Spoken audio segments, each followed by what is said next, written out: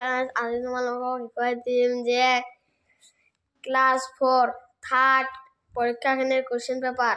মোট নম্বৰ 50, সময় 2 ঘন্টা। 1 নম্বৰ তলত দিয়া প্ৰশ্নৰ উত্তৰটো বাছি উলিওৱা। ক নম্বৰ 5ৰে হৰণ যোৱা সংখ্যাটো হ'ল 9, 10, 13। এইটো হ'ব 10। 6 আৰু 5ৰ পূৰণফল 30 নে 11 নে 96? 30। ইয়াৰ পিছত আছে ইয়াত এটা ছবি দিয়া আছে। এই চানেকিটো হল বৃত্ত, বর্গ নে ত্রিভুজ? এইটো হ'ব ত্রিভুজ। টেম্পো গাড়ীৰ সাইকেলৰ ওজন কম নে বেছি? ওজন কম নে বেছি? এইটো হ'ব কম। ইয়াৰ পিছত আছে 50 গ্ৰাম যোগ 20 গ্ৰাম হ'ব 70 গ্ৰাম। খালি ঠাই পূৰ কৰা। 6ৰে হৰণ যোৱা সংখ্যাটো হ'ল এইটো হ'ব 12। ইয়াৰ পিছত আছে খ নম্বৰ 4, 8, 12, 16। এইটো হ'ব 20। ৰবৰতকৈ ডাষ্টৰ ওজন বেছি নে কম? এইটো লিখিবা তোমালোক বেছি। 25 কিলোগ্ৰাম যোগ 11 কিলোগ্ৰাম যোগ কৰিলে কিমান হয়? এইটো হ'ব 36। এইটো হ'ব 36।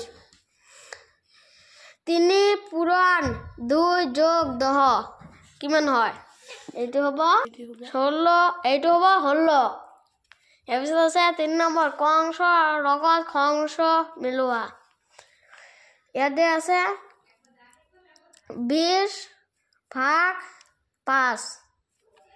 ইয়াৰ পিছত আছে 7 পূৰণ 9, 2 যোগ 4 যোগ 7, 5 গ্ৰাম যোগ 50 গ্ৰাম যোগ 20 গ্ৰাম।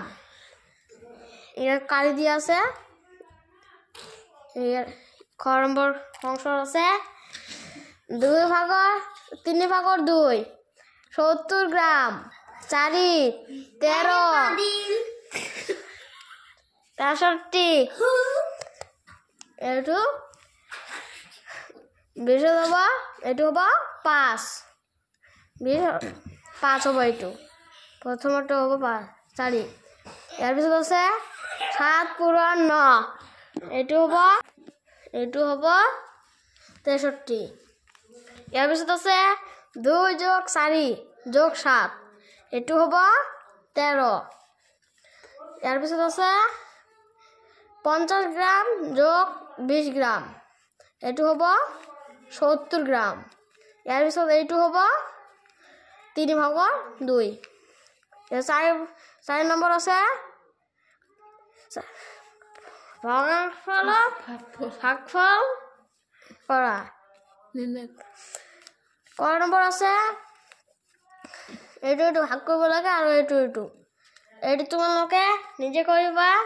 ইয়াৰ পিছত আছে 5 নম্বৰ চানেকি দুটা পিছৰ ছবিটো কি হ'ব লিখা। প্ৰথমত আছে এটা, ইয়াৰ পিছত আছে ওপৰত এটা, মাজত এটা, ইফালে এটা। ইয়াৰ পিছত ওপৰত 2টা, তলত 2টা।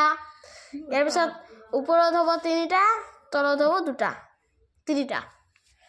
ইয়াৰ পিছত আছে এইটো তেনেদৰে কৰিবা। ইয়াৰ পিছত আছে 7 দিনত এসপ্তাহ হ'লে